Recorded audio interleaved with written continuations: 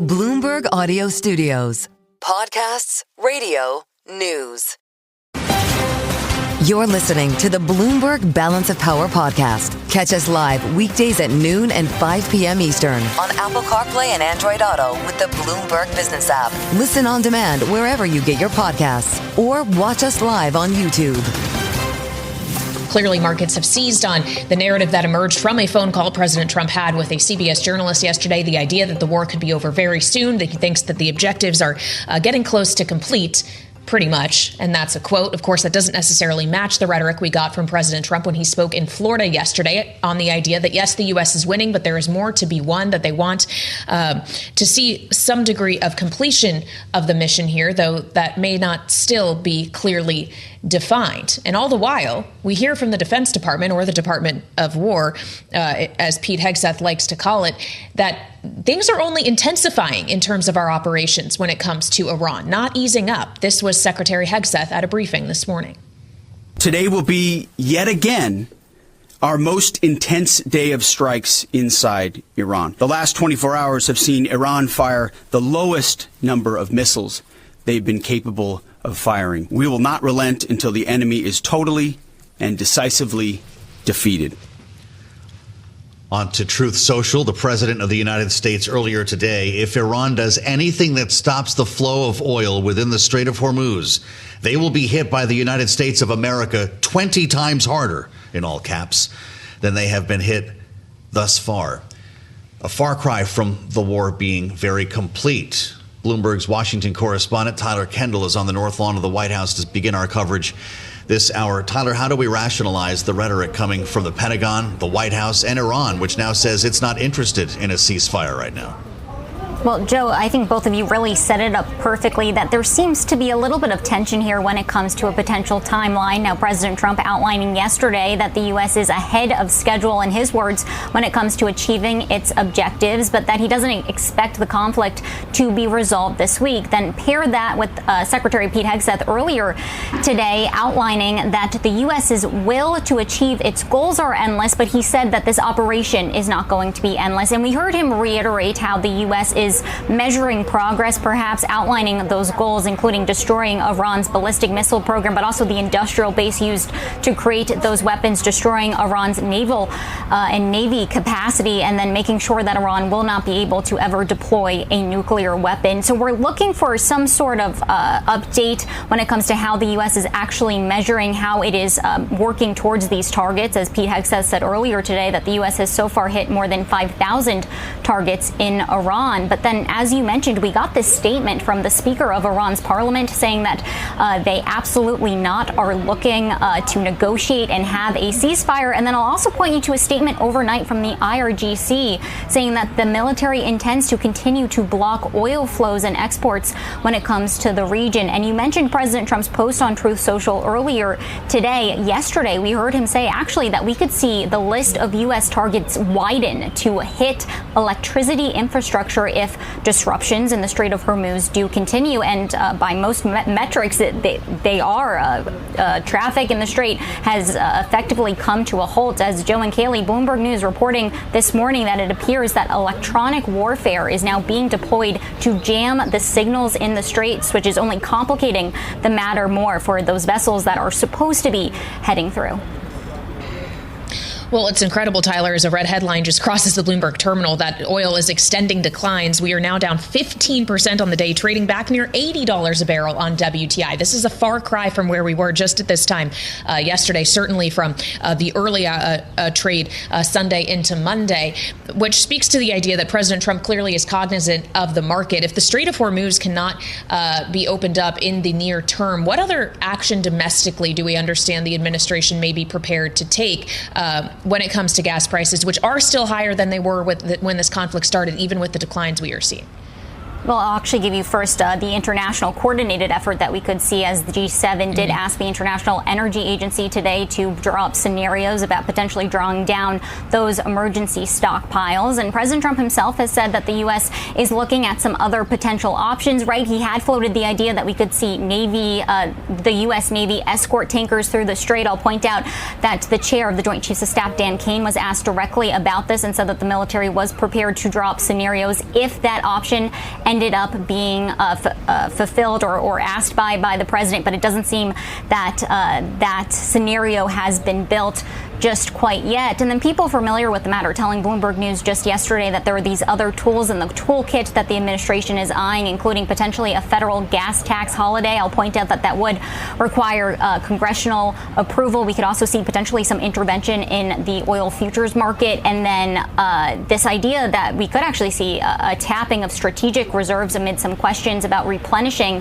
the SPR. I pulled the latest statistics earlier today. The SPR right now is at 60% capacity, so there could be some room here, of course, but the administration had been denying that was really an option that they had ultimately wanted to tap. So we'll see as it goes from here, because Kailey, you're exactly right. This is a White House that has been trying to message around affordability concerns, but as retail gas prices go up, it's going to be something that puts the administration on the defense. All right, Bloomberg's Tyler Kendall live at the North Lawn of the White House. Thank you so much. And as we consider the White House messaging around affordability, around gasoline prices, around this conflict in Iran, we got many messages from President Trump yesterday, either via interviews like the one with CBS that really turned the markets around into the close in the Monday trade, or in statements that the president has given, both to Republicans at their retreat in Doral, at his facilities in Doral, or in the press conference that followed. Here's a taste of the words of President Trump yesterday. This was just an excursion into something that had to be done. During this brief disruption, we're way ahead of schedule, and it's going to be ended soon. And if it starts up again, they'll be hit even harder.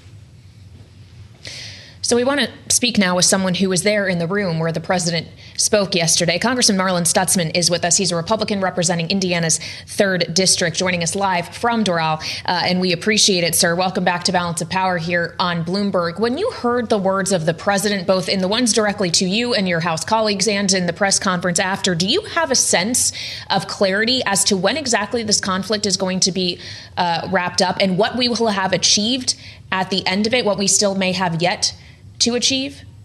Yeah, Kailey, great to be with you. The president is taking the information day by day that comes in. You know, one of the things that we all know and are seeing is that our military is performing just incredibly. And the fact that, the intelligence that was gathered on the front end gave our military the ability to go in and take out the Iranian assets at the pace that they did is truly remarkable. And, I think for us as Americans, our attention span can be very short, and we want these things to happen quickly, just like, with the Maduro case, where our military was in and out overnight, was incredible. But, we have to realize that these things do take some time, and that this is going to be a long-term situation that is going to have to be dealt with. And I think President Trump is handling it. How long is long-term, Congressman? Well, I think we're going to operate as quickly as possible. We want to destroy the assets, and we want to see that the Iranian regime is decimated. And, as was said earlier on the program, that, the other side has a vote in this. I think that they're going to continue to, use their propaganda to try to drag this out as long as they can, like they always do. But in reality, I think we know that this is going to be a shorter situation. The mission is already mostly accomplished, but of course the transition and the changes over there still have to be made. My hope is the Iranian people really step up, and they're the ones that start to make the changes in the government that need to be made, with the support of a coalition that has really come together very strong in the Middle East and here at home. Well, I guess to your point, Congressman, and it's good to have you back. Thanks for joining us. I know it's a gorgeous day in Miami right now. That research coming from Rapidan Energy would suggest that we could be in for a lot more of this. U.S. military operations Rapidan writes, have not yet meaningfully degraded Iran's ability to disrupt Strait of Hormuz traffic and are likely to do so for several weeks. This updated disruption outlook indicates that barring a ceasefire and the resumption of Hormuz flows, crude oil could get back into the mid-100s, kind of like we saw in the panic that brought us to $120 almost yesterday morning. How worried are you that we actually have not seen the worst of this yet? Well, I think there's definitely concern, and there's natural concern. I mean, who wants to take the risk of traveling through there right now? But it was just announced that President Trump just put together a $20 billion underwriting insurance program and is telling these ship operators and these shipping companies to move and to continue to operate, and that we've taken care of the Navy, the Iranian Navy, that they're no longer a threat. Of course, China wants to see activity. Most buyers and sellers of the almost 20% of the oil and gas that comes out of the Persian Gulf area and through the Straits of Hormuz is able to move. And so I think that President Trump, who is a businessman, knows that while there is instability with the military attacking Iran, that it does create uncertainty. But by coming back on the backside with an insurance program and confidence, saying that they can move, hopefully will make a difference. So I think really, to Kailey's question earlier, I think within a month from now, we're going to have a very different conversation. Well, as we consider the Strait of Hormuz, it is worth noting that the Energy Secretary, Chris Wright, actually just posted on X that President Trump is, in his words, maintaining stability of global energy during these military operations against Iran. He says the U.S. Navy successfully escorted an oil tanker through the Strait of Hormuz to ensure oil remains flowing to the global market. So when we consider that escort, Congressman, and you mentioned also the insurance underwriting, that's billions of dollars as well. All of this comes at a cost via military resources or others, which raises the question, and given your seat on the Budget Committee, I'll pose it to you, how we're going to pay for this, if we need more funding to pay for this, and whether that's going to come through just a supplemental bill or maybe a second reconciliation package. Well, it could probably come through either one of those. It depends on what the needs are. A reconciliation bill is going to move, but it's going to probably take time.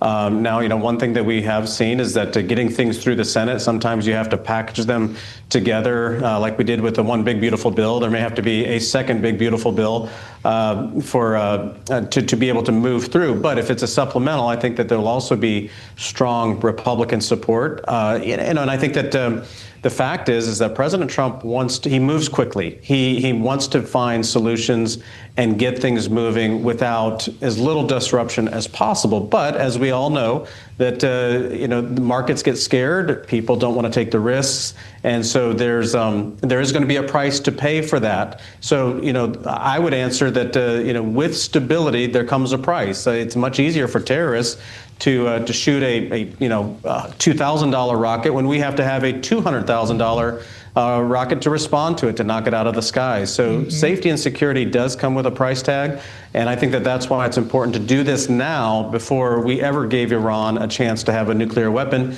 and they would be leveraging the West from here for eternity.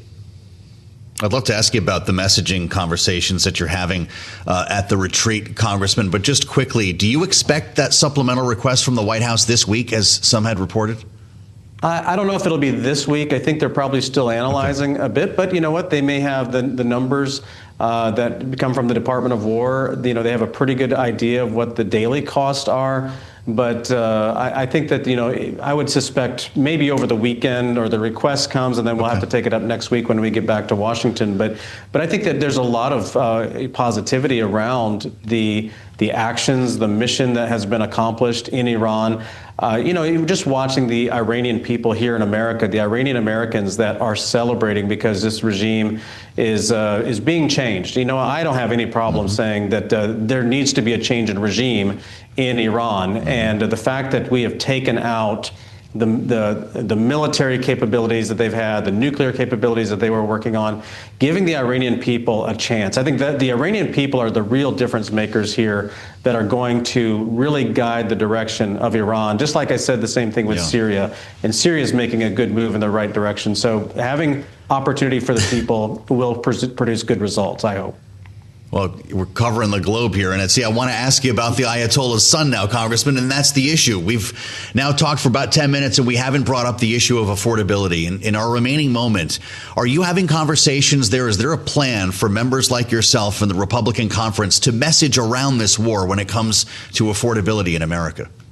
Yeah, Noel, that's exactly right. Things here at home are getting better. Inflation is down. Of course, what we passed in the big, beautiful bill addresses the tax policy that is now going to benefit Americans. We're just coming into tax season, and the Treasury Secretary is doing a phenomenal job of communicating what is happening, and that people are seeing more money being left in their pockets rather than going to pay the federal government's spending sprees over the last several years. When people have more money in their pockets, that's going to spur on the economy. As I was just talking to some sales folks back home, they don't see the urgency yet, but they are starting to see that people are just kind of building up and ready to make moves here over the summer. So I think, again, this summer we'll see a much more active market. Well, I guess we'll all be hoping for fat tax returns this year. Congressman, thank you so much for the insights. Again, redhead on the terminal, the Navy escorting an oil tanker through the Strait of Hormuz. It has happened. This is Bloomberg. Stay with us on Balance of Power. We'll have much more coming up after this.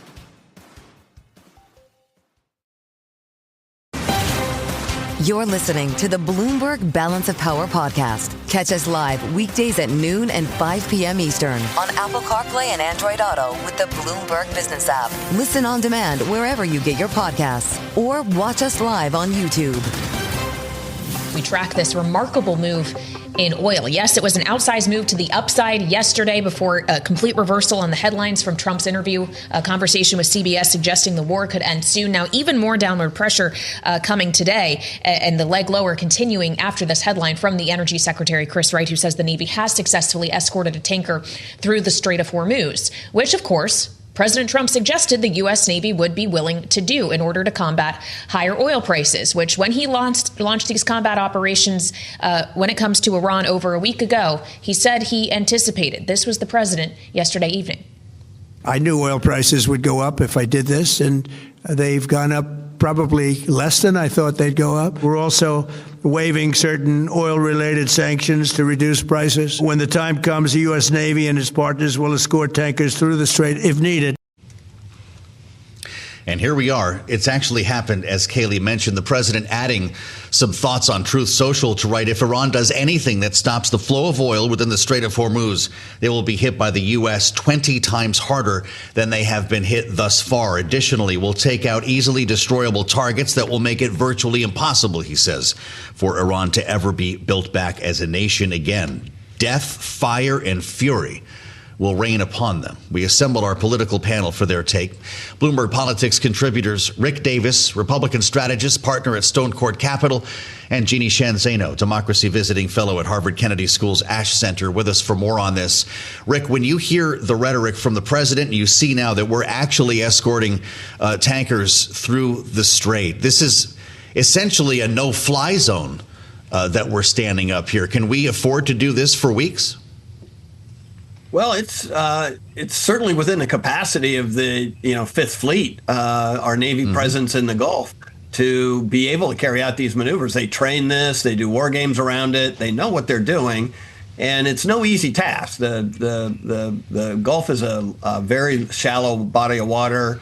The pinch point at the Strait of Hormuz, you could throw rocks into Iran as you sift your way through there. So it's taking these tankers through a war zone, and it's great for the price of oil. Obviously, we see movement just off the announcement. That's important for the rest of the world.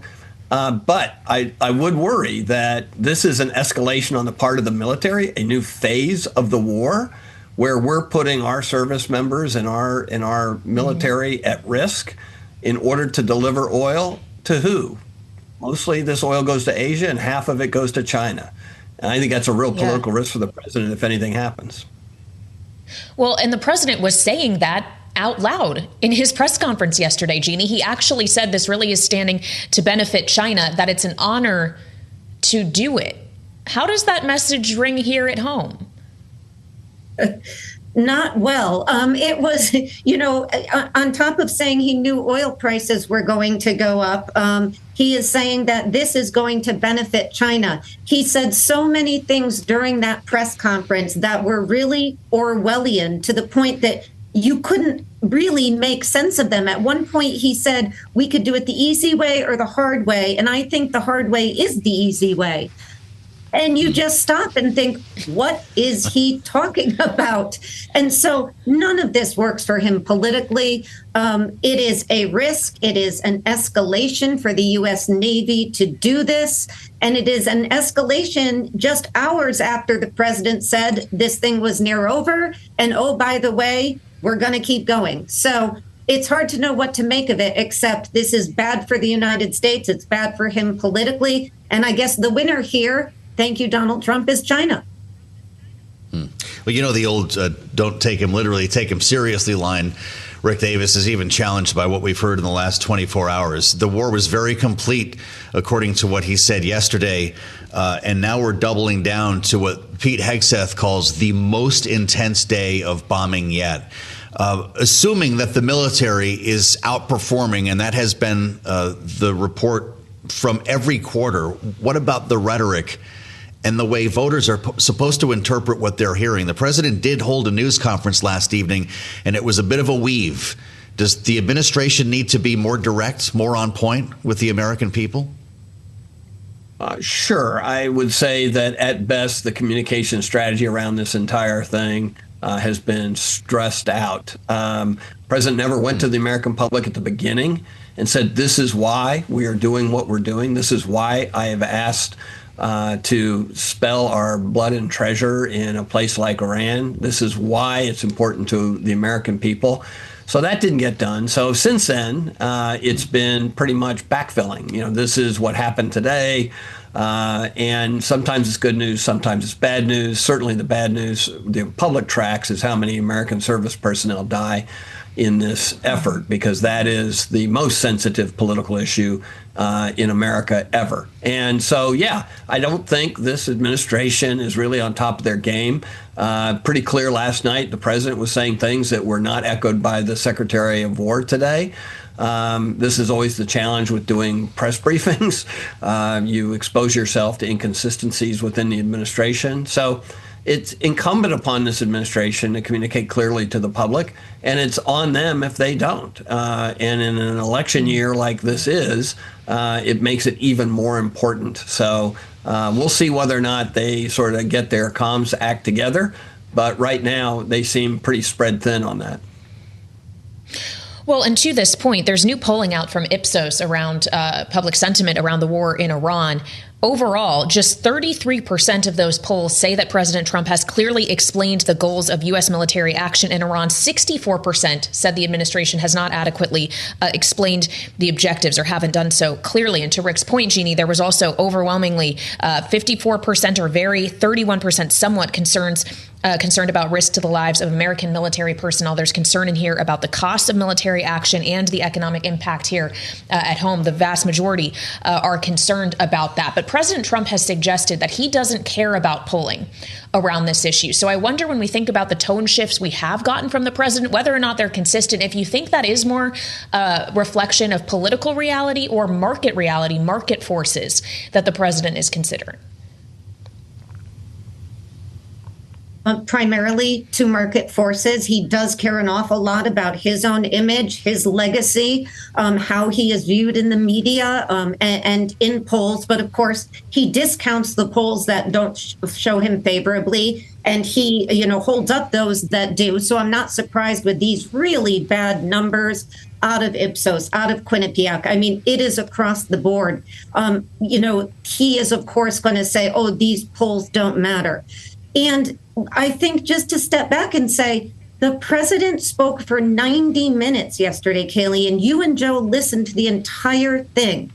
And what did we get out of that? We got completely mixed and muddled messages. None of this is normal. Over 1,500 people have been killed. We have an energy crisis. We have a president and administration who don't agree on why we're there. We have an Ayatollah's son who is now the supreme leader after having his wife, his children, and his father killed. He is more hardline than the previous. And we have 900 pounds of nuclear material sitting in Iran.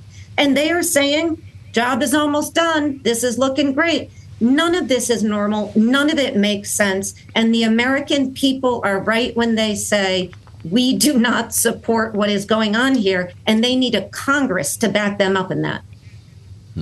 You know, Rick, we're talking about the president's messaging to the American people. How about to members of Congress and specifically the Senate? There's great reporting today by Bloomberg's Matt Shirley that you can find on the terminal and online that several Senate Democrats are threatening to force war powers votes and disrupt the chamber unless Republicans agree to hold public hearings with key Trump administration officials on the reasons for the attacks on Iran. That doesn't sound like something the Trump administration is about to do. Does this bring ever more dysfunction to the Senate? Yeah, I mean, this is just one more layer of dispute between Democrats and Republicans on top of layers and layers of issues that they're trying to fight through. And you see Republicans sort of, bouncing from side to side on this. Many of these issues are really stressing out Republicans who want to see government function, who want to see things move along, and want to support the president on the war, but have been given very little to go on. I mean, there have been many classified briefings, and this is the complaint the Democrats are making. If you're willing to sit with the entire Congress and tell us these things, frankly, that we read in the New York Times the next day, then what's the good of having a classified briefing? Because really what we are is the greatest press conference known to man, Congress. We communicate to the American public through these hearings, and that's why they want public hearings, because they want this administration to go on the record to explain to the public why they're doing what they're doing, not just at the Department of War in a daily press briefing, not just the president in the back of the plane. They want this stuff on the record in the Congress so that the American people can judge the consequences. It shows just how polarized the politics of all this is, and it doesn't stop at the water's edge anymore. It goes with war also. Well, could it not also in some way serve the administration, Jeannie, when we're talking about the communication problems? Why not just go testify and make the case that you have arguably been making in press conferences, whether it's at the Department of Defense or President Trump last night? Yeah, I mean, Kailey, it couldn't get much worse from a communications perspective. So I do think, and I do hope the Democrats are successful in getting them there. The problem for the administration is there is no clear objective as to what they are doing, how long this is going to go on, why we are there. They have been all over the map. So imagine you drag these people in. How are they going to make this any clearer? This starts and ends with Donald Trump. In 90 minutes, he stood up there yesterday, and it was like you were rereading some kind of 1984 George Orwellian newspeak as he went from one side to the other. This is almost over. It's not over. We're going to win. We haven't won. I mean, it was back and forth, and they won't be able to change that. All right, Jeannie Sheehan Zaino and Rick Davis, Bloomberg Politics contributors, the both of them, our political panel today. Thank you so much for joining us here on Balance of Power. Stay with us on Balance of Power. We'll have much more coming up after this. You're listening to the Bloomberg Balance of Power podcast. Catch us live weekdays at noon and 5 p.m. Eastern on Apple CarPlay and Android Auto with the Bloomberg Business app. You can also listen live on Amazon Alexa from our flagship New York station. Just say, Alexa, play Bloomberg 1130. Remarkable turn. We've been talking about the reversal in oil prices. We just saw a reversal of a tweet from the Energy Secretary. Kailey, this is remarkable. This is the post that brought crude oil, WTI futures, below $80 a barrel. We had a 7 handle a couple of moments ago. It is now gone after the tweet was deleted. Chris Wright had said that the U.S. Navy successfully escorted an oil tanker through the Strait of Hormuz to ensure oil remains flowing to global markets. He even had a video attachment of him making that announcement. He said it occurred about 36 hours ago. Kailey, the Energy Department, or Chris Wright himself, has deleted that tweet. You retweeted it at one point. It is no longer available. No longer available. Of course, the tweet being deleted is not the same as the Energy Department coming out and saying that this escort didn't happen or that this wasn't successful. We do not know that for sure, but certainly the market is trying to take a cue here, knowing that it really has been very, very vulnerable to each and every headline that crosses about this. We saw the reversal that happened yesterday on the headline of Trump speaking on the phone with CBS, suggesting the war will be over soon. So this is clearly just a market that is twitchy. Well, that's for sure. We want to say as the president says, has the yips. Right now, crude oil is down about 15%. We're still looking at big declines here today, but back above $80, just about $81 a barrel right now. Energy stocks haven't been moving a lot here as we wait for the next cues on what the president's talking about, essentially ensuring these shipments through the strait. But the strait outside of this ship is still largely, if not closed, unused. Yeah, and remember, President Trump on Truth Social overnight suggested that if Iran does anything to stop the flow of oil within the Strait of Hormuz, that they will be hit by the United States of America 20 times harder than they have been hit thus far, going on to say death, fire, and fury will rain upon them. So we want to get into this now with Aaron David Miller, who's joining us from the Carnegie Endowment for International Peace, where he is a senior fellow. Welcome back to Bloomberg TV and Radio. Aaron, it's great to have you. When you consider the rhetoric we have heard from President Trump just in the last 24 hours, let alone over the course of the last 10, 11 days, where are we right now on the escalatory or de-escalatory curve? I mean, wandering all over the parking lot. This is a war of choice, not necessity. And in wars of choice, wars of discretion, the metrics and standards for evaluating success are much higher because presumably in a war of choice, there was no imminent or immediate threat to the security or prosperity of the United States. And frankly, as of February 23rd, that statement still stands. The administration has toggled back and forth. I think they've settled more or less on the narrative that not only did the president and the Israelis help kill these Ali Khamenei, the supreme leader, and by the way, this is a transformative act. There's no doubt about it.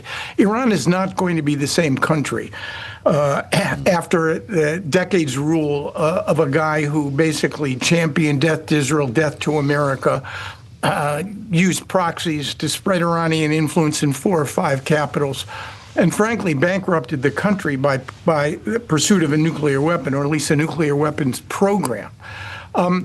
But I think they've settled on a narrative that they have basically undermined, to use the president's favorite word, obliterated Iran's capacity to project its power abroad, and with the Israelis, taken a major whack at the instruments of state repression that have been used to repress and oppress demonstrations and the Iranian public for decades.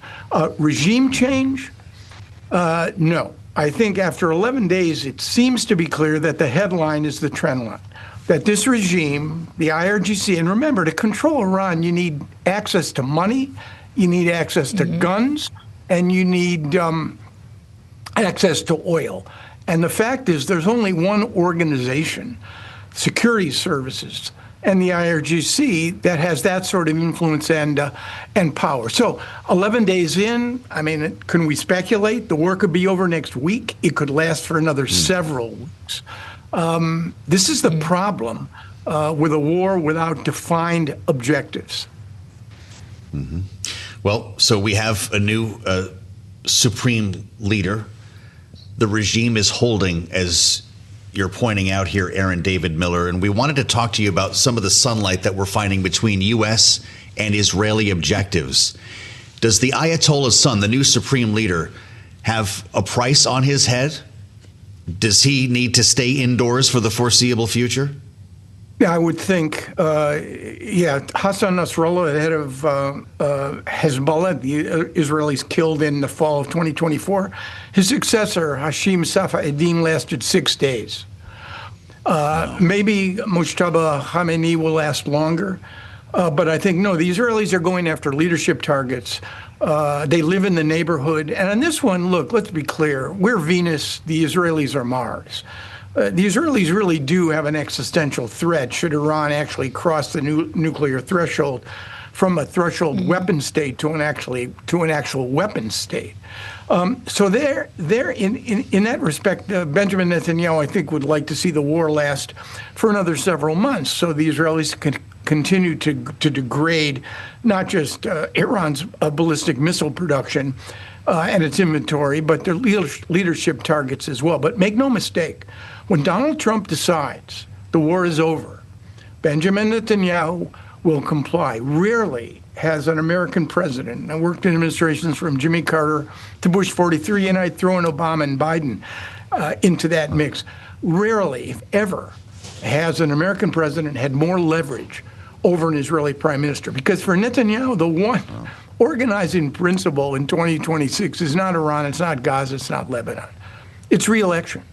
And the fact is, if the government goes to term in October 2026, or if elections are advanced, which they may be, until June or July, Benjamin Netanyahu needs Donald Trump as an active campaigner, not as a passive one, an active campaigner, which means that when Trump says jump, the issue for Netanyahu, maybe I'm phrasing it a tad too strongly, is how high. So no, if Donald Trump wants the war over and the Israelis to stand down or to de-escalate or push it into another phase, Netanyahu is going to comply. But what about Iran? Is Iran likely to comply? And that is the key issue. Will the Iranians let Donald Trump de-escalate? That is a critically important question, because what Iran has now established is, one, regime stability and the cohesiveness of the Revolutionary Guard, and two, that what we're calling horizontal escalation. They can't go up directly against the U.S. military or the Israeli military, but they can escalate horizontally over a discrete area, and they're demonstrating with a terrifying clarity the power they have, and they probably latent capacity, if they're holding stuff back, and I think they are, to basically make life extremely uncomfortable, both for oil markets and for the Gulf states, who crave security and stability, and thought, when they allowed the Chinese, Saudis, to broker this détente between Iran and Saudi Arabia, that's what they were getting. And look, guys, in this part of the world, geography is destiny. And as far as the Gulf states are concerned, yeah, they can continue to rely on the United States, but it hasn't stopped the Iranians from disrupting life basically as they know it. The proximity guarantees vulnerability, and they are vulnerable. It's great to have you back. Aaron David Miller, Senior Fellow, Carnegie Endowment for International Peace. We've been looking forward to this conversation, Aaron. Thank you for being part of it. I'm Joe Mathieu in Washington, alongside Kailey Leinz. The Tuesday edition of Balance of Power takes a strange turn today as we learn that the Energy Department has deleted the post that got the markets churning a short time ago for the better. We had a 7 handle on crude oil. And Kailey, it looks like we've given that up, about $81, still down quite a bit, down sharply, 15%. But evidence of a U.S. military escort for an oil tanker through the Strait got investors' attention. That is what Energy Secretary Chris Wright was announcing in the post. It has since been deleted. So we don't know if that did occur or if there are more nuances around this story. But Kailey, we're certainly pairing some of the losses that we saw before. Yeah, so let's get into this now with Jeff Mason, who's a White House correspondent for us here at Bloomberg, here with us in our D.C. studio. Jeff, do we have a sense of whether this did indeed happen, and maybe it's just the rollout of communication failed, or was this something that hasn't happened yet and they jumped the gun? No sense yet. It's very fresh. I will say that there's a White House briefing coming up at 2 o'clock, so that will be an opportunity to ask directly at the briefing what the deal is. Here are a couple scenarios. Number one, it could be that it didn't happen. You're right to ask that. Number two, it could be the communication issue. Number three, and related to number two, it could be that the secretary got ahead with what his major news of the president. And that's always a no-no in the cabinet. And President Trump in particular likes to announce big news. You may recall that the day that the Iran war was announced, we were waiting for confirmation that the supreme leader had been killed. That confirmation ended up coming directly from the president because that was a major headline and he wanted to make it. It's possible that that's the case here. I don't know that. Just laying out some potential scenarios. Do you get the sense that this administration is aware of how sensitive the energy market is to each word that's coming out of the White House? Because the rhetoric has been a little confusing the last 24 hours. True that. I think that the administration and the president himself are aware of the impact that this war is having on energy markets. Sure. Certainly aware of how important it is to bring those prices down. We've talked a lot on these shows and when we're together about the political impact of this war and the political risk of higher gasoline prices heading into the midterms for President Trump. So I think you saw some of that at play with his comments yesterday, suggesting that the war was going to end earlier than he has said, but then offering a contradictory comment on that later when he said that there could be even harsher attacks. So that's a long way of saying, Joe, yes, I think they do realize that, and yet it doesn't necessarily make them more careful. Well, so regardless of what happened here, the fact that a post was made and then deleted, does that not just speak to the idea that across the varying cabinets within the Trump administration, there is a serious messaging challenge, an inconsistent messaging challenge when it comes to this conflict? And on an issue that, as you just said, is super market moving. I mean, this is not just a message about something going on at the White House or a new event or whatever might end up on a social media post. This is something that is directly connected to the war, connected to people's businesses, and connected to financial markets.